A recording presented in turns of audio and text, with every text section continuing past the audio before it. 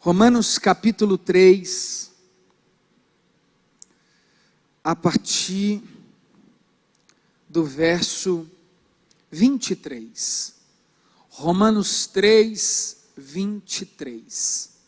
Nós falaremos hoje sobre onde abundou o pecado, superabundou a graça de Deus. Amém? Romanos 3, 23. O apóstolo Paulo escreve esta carta dizendo assim, no verso 23. Pois todos pecaram e carecem da glória de Deus, sendo justificados gratuitamente por sua graça, mediante a redenção que há em Cristo Jesus, a quem Deus apresentou como propiciação no seu sangue. Mediante a fé, Deus fez isso para manifestar a sua justiça, por ter Ele, na sua tolerância, deixado impunes os pecados anteriormente cometidos, tendo em vista a manifestação da sua justiça no tempo presente, a fim de que o próprio Deus seja justo e o justificador daquele que tem fé em Jesus. Vamos orar mais uma vez? Pai, nós queremos agradecer ao Senhor por esta palavra. Os nossos ouvidos estão abertos, a nossa mente está receptível, o nosso coração está ancorado sobre a bendita esperança que emana da sua palavra. Nós não queremos ouvir o homem, mas através do homem, aquilo que divinamente o Senhor o inspirou. Deus nos traz, diante da inspiração bíblica, a revelação daquilo que o texto que foi escrito ao nosso coração possa produzir ao nosso coração nessa manhã, Jesus. Nós queremos extrair palavras de vida eterna, trazer a bendita esperança ao nosso coração, Senhor, renovar a nossa força e a nossa fé em Cristo Jesus. Se necessário, nos corrija, nos exorte nessa manhã, em nome do Pai, do Filho e do Espírito Santo de Deus. E mais uma vez você diz, amém. Glória a Deus. Você pode aplaudir o nome de Jesus nessa manhã por essa palavra?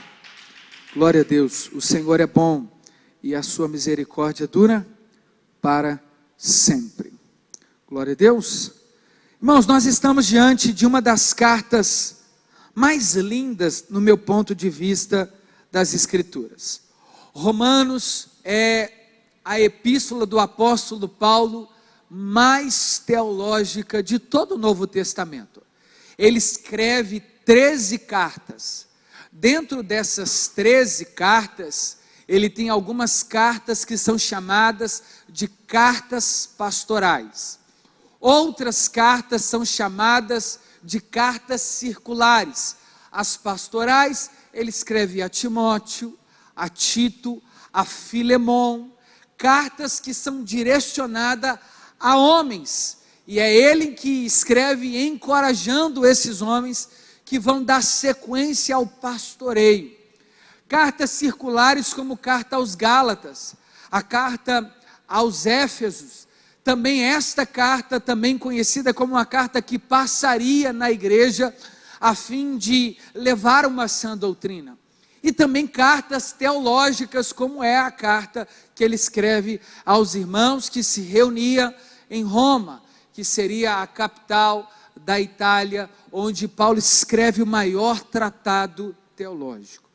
Mas o que a gente precisa preocupar quando Paulo escreve?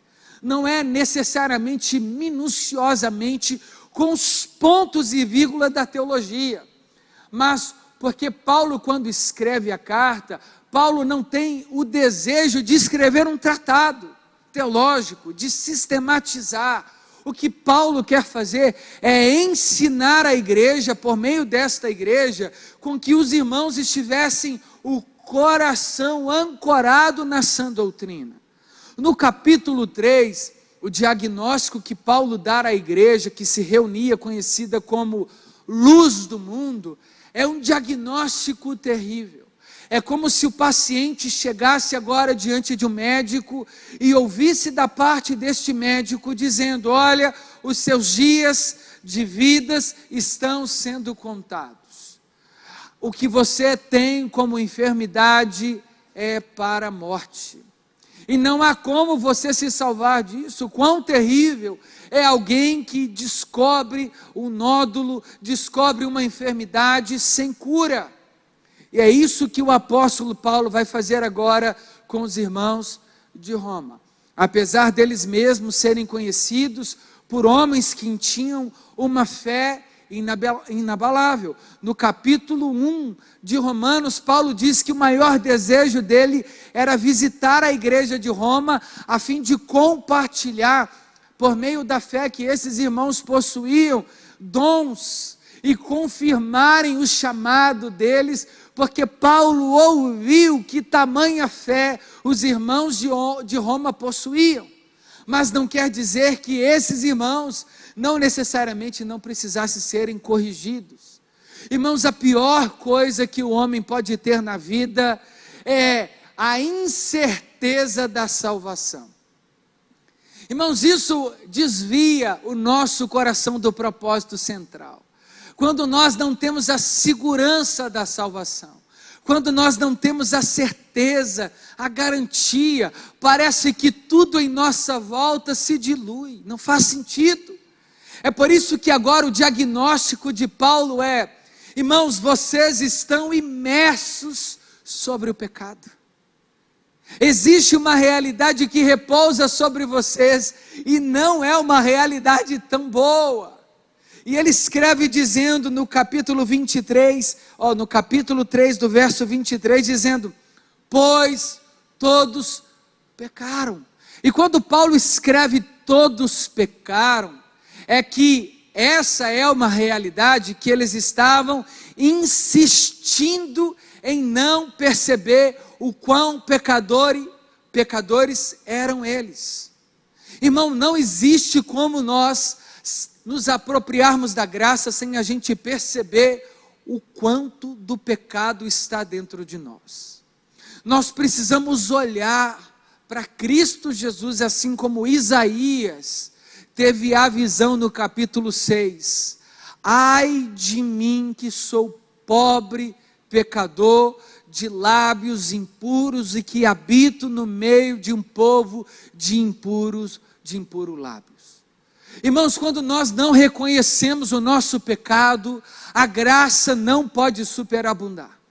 Quando nós não nos colocamos no mesmo lugar onde nós apontamos os pecadores, e quando nós não percebemos que somos nós os primeiros a ofender a Deus com o nosso pecado, não há como a graça encontrar espaço em nosso coração. Quando sempre olhamos com olhar superior, quando o outro sempre é mais pecador do que nós, quando o problema sempre está nele, nela, na família, no Brasil, no mundo, quando nós nunca conseguimos reconhecer o quão insuficiente nós somos, não há espaço para a graça superabundar. É por isso que o primeiro retrato do homem precisa ser não de um ouro de Ofir, não como a menina dos olhos de Deus, mas como o verme que voltará para o pó. Só assim nós reconheceremos o tamanho da suficiência de Deus em nós. Irmãos e irmãs, quando nós insistirmos que nós somos heróis, suficientes, bons, o necessário para passarmos por tudo pela força do nosso braço, a graça não terá espaço dentro de nós. É preciso perceber que nós não damos conta de enfrentar as tentações, que nós somos insuficientes quando estamos diante da enfermidade, que nós somos limitados no ministério, que nós não temos a capacidade sequer de pegar no microfone, se essa graça que nos habilita e nos capacita não for dada do céu. Nós não temos capacidade de aconselhar ninguém, é porque no meio do conselho que nós percebemos o quanto que nós precisamos ser aconselhados. Quando nós liberamos uma palavra de fé para alguém e nos vemos ao mesmo tempo precisando dessa palavra. Irmãos, como nós precisamos aprender que nós estamos cercados por uma nuvem de trevas e que sem Jesus nós estaremos atraindo abismo atrás de abismo se a graça salvadora não vier ao nosso encontro. Por isso que a Bíblia nos adverte: aquele que pensa estar de pé, cuide-se para que ele não caia. Me preocupa quando nós não percebemos que dentro de nós há tanto desejo pelo pecado. Irmão, basta um dia sem oração, basta um dia sem leitura bíblica, basta um mês sem cearmos, sem comungarmos a fé entre os irmãos, o quanto que nós ficamos fracos, carnais, irritados, o quanto que a murmuração encontra espaço em nossos lábios. Irmãos, basta uma semana sem louvores, sem entrega, o quanto que nós nos desviamos, porque essa é uma realidade, uma natureza pecaminosa vai encontrando dentro de nós a liberdade que ela deseja.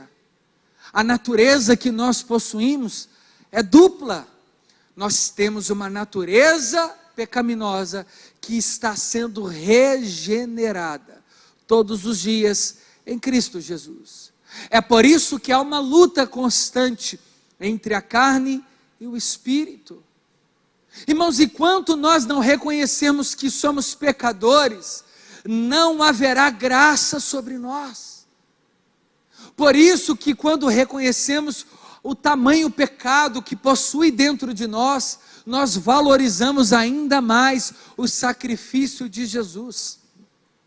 O apóstolo Paulo precisa dar esse diagnóstico à igreja de Roma: vocês pecaram, todos pecaram. Ele começa assim: e carecem da glória de Deus. Nós precisamos da misericórdia de Deus. Nós não damos conta sozinhos. Nós não suportamos o peso da tentação. O nosso coração é mau. Os nossos olhos desejam as coisas desta terra, da carne. Os nossos pensamentos, imagina se pudesse ser ele passado em um telão. Irmãos, o nosso pecado é tão grande que até o próprio cônjuge, se ele soubesse o que a gente já pensou acerca dele, os julgamentos de tantas pessoas que nós dizemos que amamos. Irmãos, se o nosso coração fosse literalmente descortinado, como nós seríamos envergonhados de tanta coisa ruim que passa dentro de nós. E não tem como a gente insistir que nós somos bons. Nós não somos bons. Nós somos pecadores que carecem da glória de Deus. Tiago, por que esse relato? Para que a graça possa superabundar, é preciso reconhecermos a nossa realidade. Eu não dou conta, eu sou insuficiente, eu preciso da misericórdia, eu preciso de Jesus. E por que Paulo escreve isso aos romanos? Porque eles eram poderosos, eles eram conhecidos como o povo, como a luz do mundo, cristãos que se acham suficientes, super-heróis e heroínas. É por isso que se vê em situações de quedas, porque o orgulho precede a queda, a soberba precede a queda. E falar que o homem é pecador não é depreciar a obra de Cristo, antes o contrário, é colocar Cristo no centro de tudo. E é olhando para Jesus que nós somos atraídos, salvos, transformados, reconhecidos agora como pecadores, porém justificados. Ele diz assim: pois todos pecaram e carecem da glória de Deus. Você já viu aquela pessoa que você evangeliza, ela diz assim: eu não mereço, eu não sou digno. Quem é que é digno de estar diante da presença de um Deus santo, irmãos? Quem é que pode levantar o nome de Deus? Quem é que pode ter a autoridade para falar em nome de Deus, se esse não for justificado por Deus? Irmãos, não há ninguém que poderia cantar diante da presença de Deus, se esse homem ou mulher não fosse alcançado e alvo da graça. Quem é que poderia pregar em nome de Deus, se esse pregador ou pregadora não fosse o alvo da graça? Irmãos, na antiga aliança, só a tribo de Levi que poderia segurar uma arca que representava a presença. Imagina nos tempos atuais, quem que poderia ser casa de Deus, irmãos, tendo em vista o nosso coração tão impuro, o nosso coração tão seduzido pelo pecado. Irmão, se a gente não vigia diariamente, é tanta coisa ruim que a gente deseja, é tanto pensamento obscuro, é tantas vontades carnais, e elas são diárias. Irmãos, nós precisamos reconhecer a nossa natureza. Nós precisamos saber de onde nós viemos, do pó, e para lá nós tornaremos também. É por isso que, ao reconhecer a nossa depravação total e completa, aí sim, a graça de Deus é atraída, de forma irresistível, ela vem a nosso encontro. Mas é preciso reconhecer, as maiores quedas, elas só são consumadas por homens e mulheres que deixaram de vigiar o coração diante da sua própria insuficiência. Quando achavam que estavam fortes demais, quando achavam que eram bons demais, eles caíram. É preciso retornar ao lugar da dependência. Perceber o quão pecador nós somos. Nós temos as roupas que enganam, né? Somos super heróis do lado de fora, como o general Naamã. Nós chegamos em cultos que damos a paz do Senhor. Como é que você está, irmão? Firme na rocha, mas o coração está tão machucado. Irmãos, quantas vezes eu preguei o evangelho falando assim: Jesus, hoje eu só precisava ficar sentado ali para ouvir.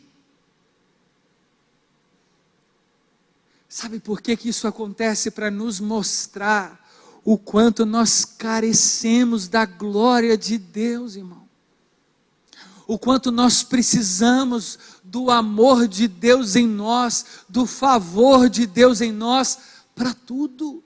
Para o casamento dar certo, para o ministério perseverar até o fim, para a gente agradar a Deus todos os dias. A gente tem que acordar dizendo: Jesus, me perdoe por mais um dia, eu não consigo ser tão parecido como Jesus, como eu deveria.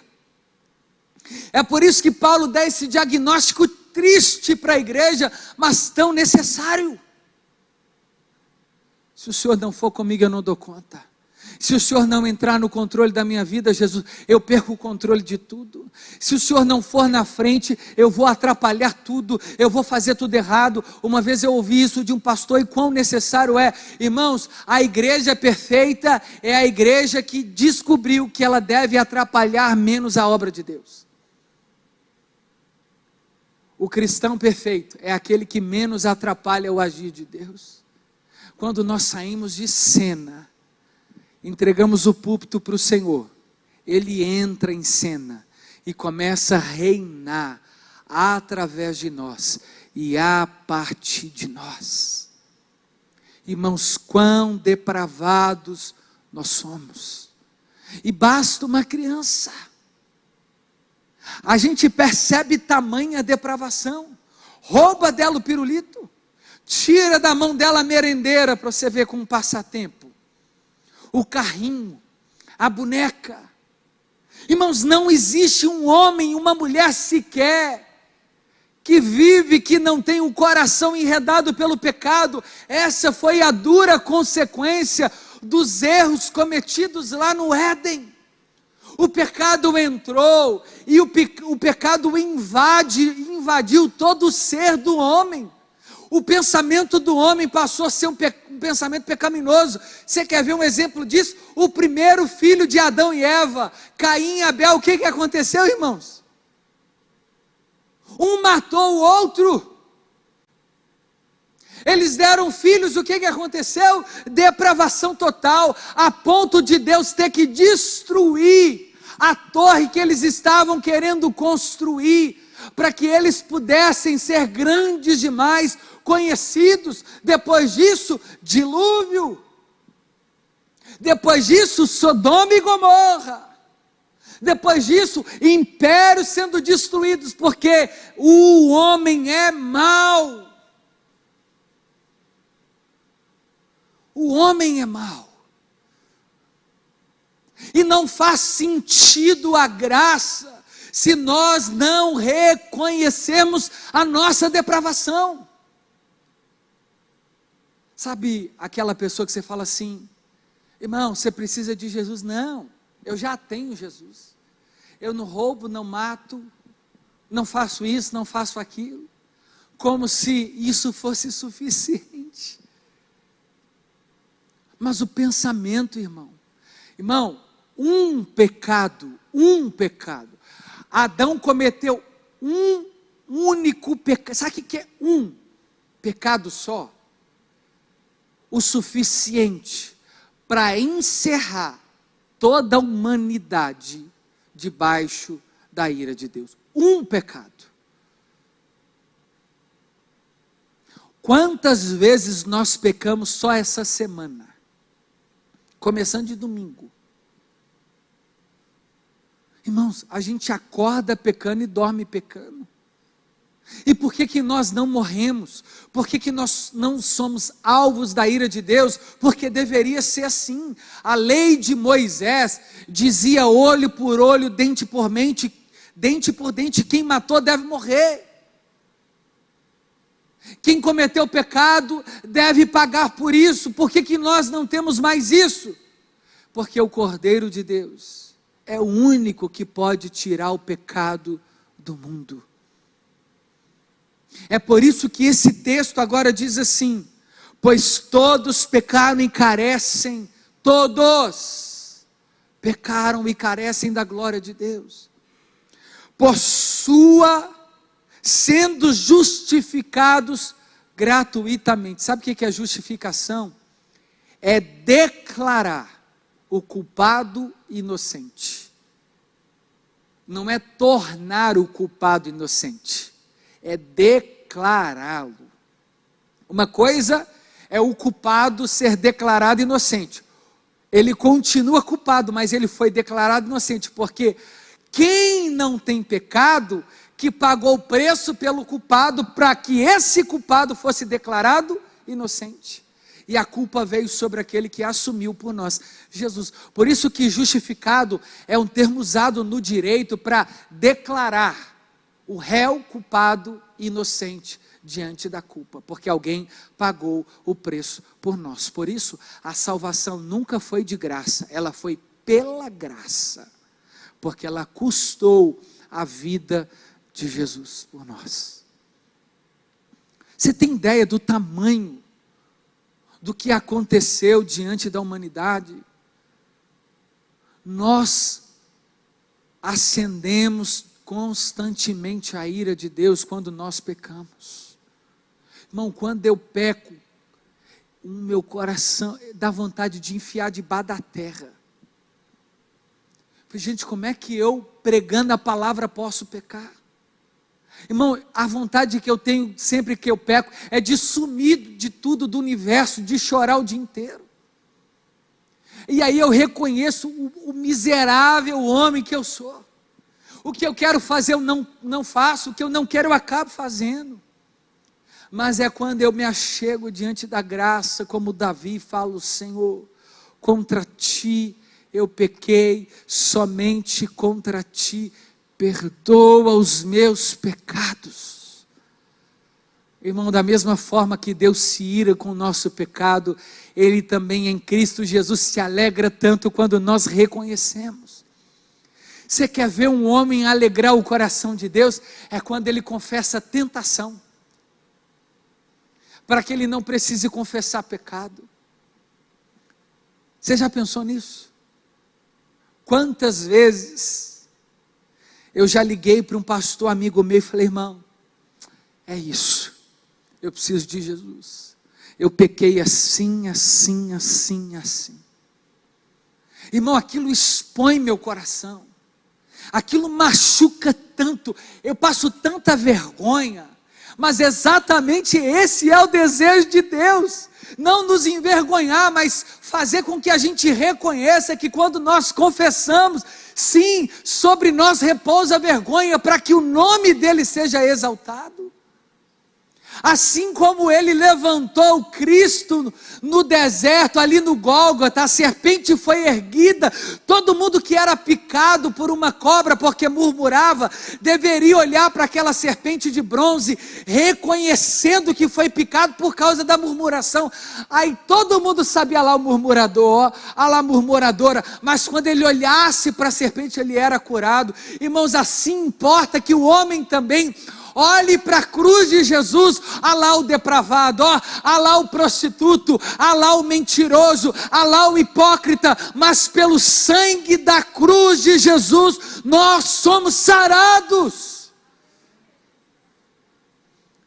para que eles também digam: há lá o justificado, há lá o salvo pela graça, há lá o insuficiente, olha lá o limitado, olha lá a limitada. Sim, somos, mas em Cristo Jesus nós podemos ser mais do que vitoriosos. É para isso que nós devemos reconhecer a nossa depravação, para que a gente não nos glorie em nós mesmos.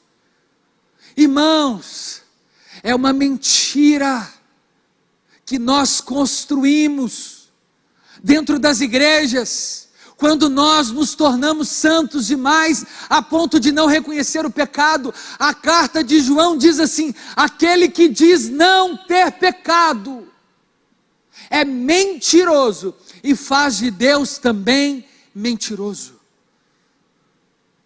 Uma coisa é reconhecer o pecado, outra coisa é viver dominado pelo pecado.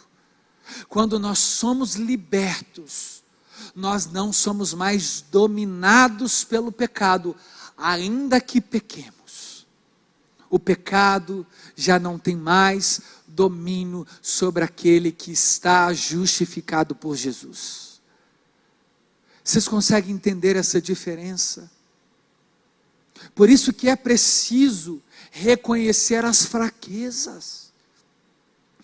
Irmão, se os gabinetes estivessem cheios de confissão, os cartórios de divórcio estariam vazios. Se os gabinetes estivessem cheios de compromisso para a pessoa confessar pecado, grande parte da humanidade já estaria sendo alcançada por Cristo. O problema é que os gabinetes estão cheios somente depois que tudo dá errado. Não há confissão, reconhecimento. É necessário ser sincero diante de Deus. Pai, eu não estou dando conta, eu não suporto. Uma pessoa que não confessa pecado, eu tenho medo dessa pessoa. Você já viu uma pessoa que nunca tem um pecado para confessar? Eu fico pensando assim, como é que ela faz? É preciso, irmãos, para que a graça de Deus superabunde, a graça precisa ser a nossa única saída. Olha só, sendo justificados gratuitamente pela graça, por sua graça, mediante a redenção que há em Cristo Jesus. O que é a redenção? Ele redimiu. Quando o animal era oferecido na antiga aliança, em favor do pecador, ele redimia o pecador recebendo o sangue do animal inocente. Então ele perdoava o pecador por causa do animal, só que tinha que fazer isso constantemente.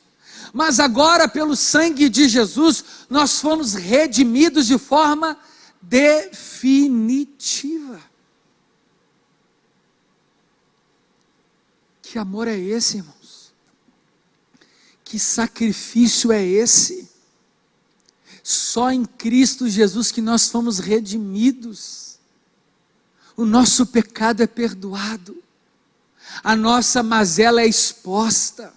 A nossa podridão é perdoada por Jesus. É quando nós somos redimidos que o sangue do Cordeiro, ele cobre e reveste-nos, a fim de que Deus não se ire contra nós, mas porque agora o sangue de Jesus nos compra e nos redime e nos justifica e diz para Deus: eu paguei o preço pelo Tiago, ele não merece, mas eu me entreguei por ele.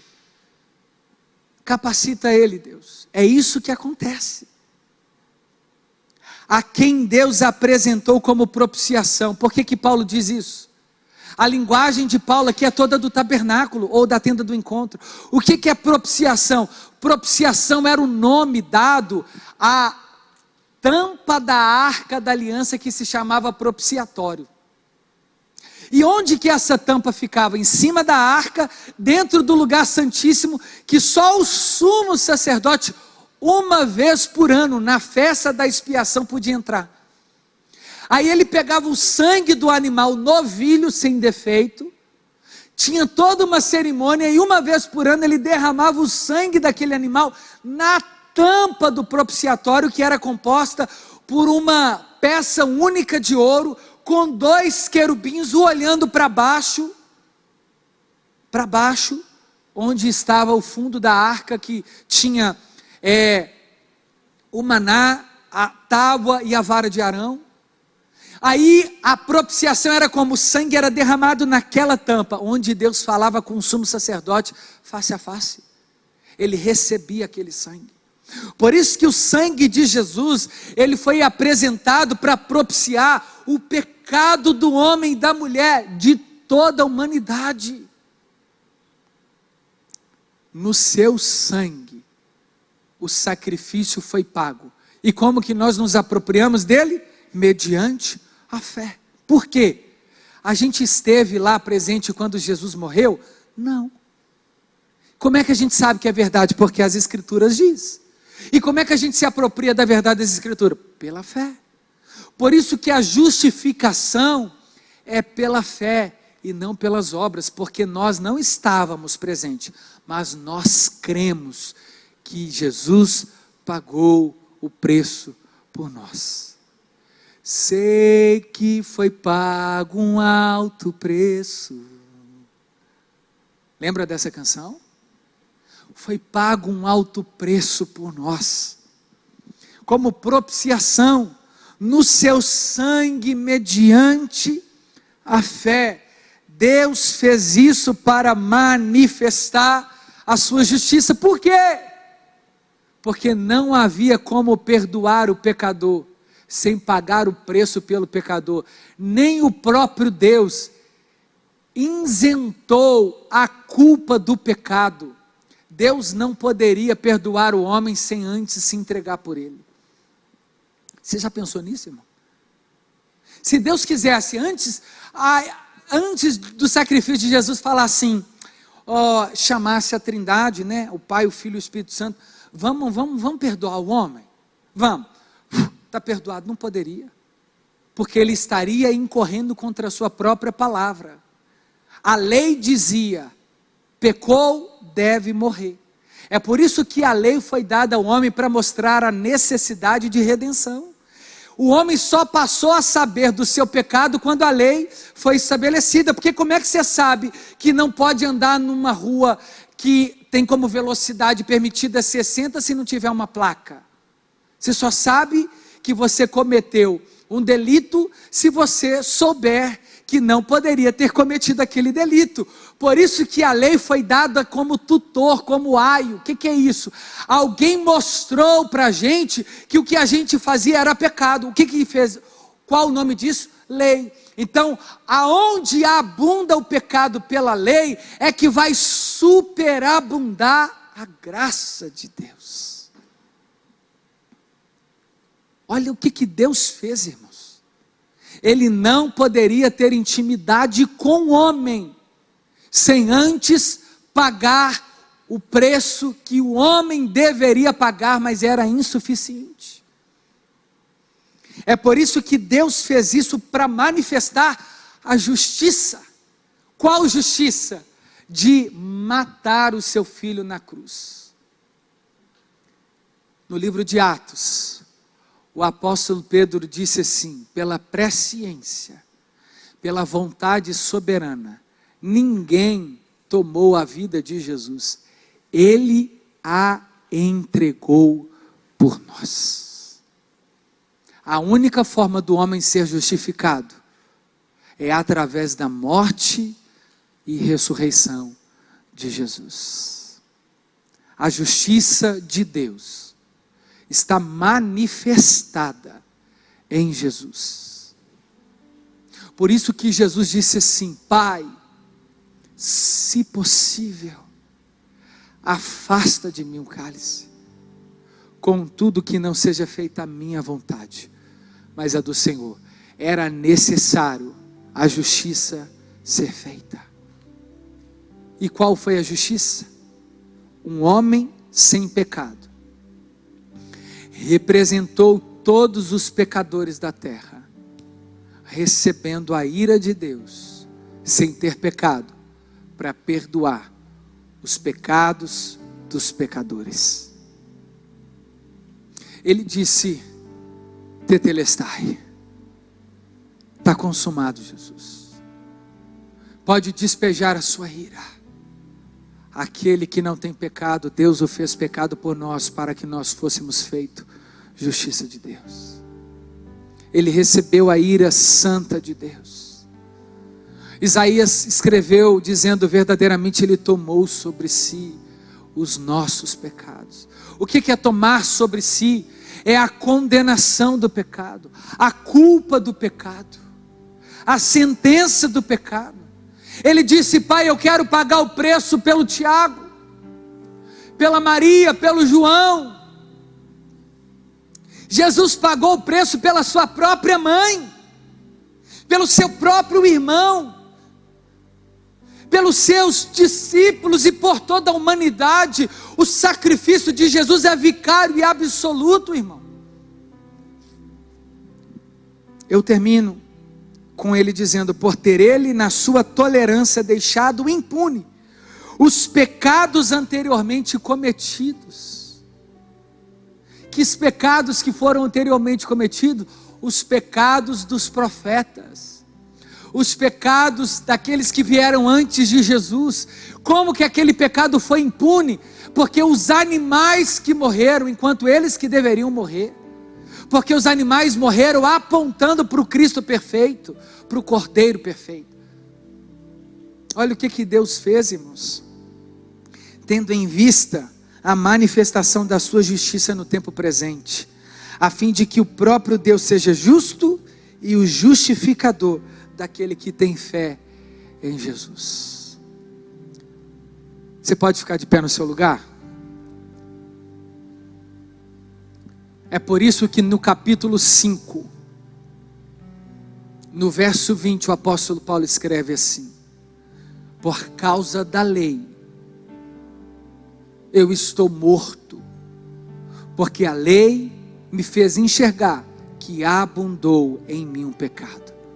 Mas por causa da graça e da justificação, onde abundou o pecado, superabundou a graça de Deus.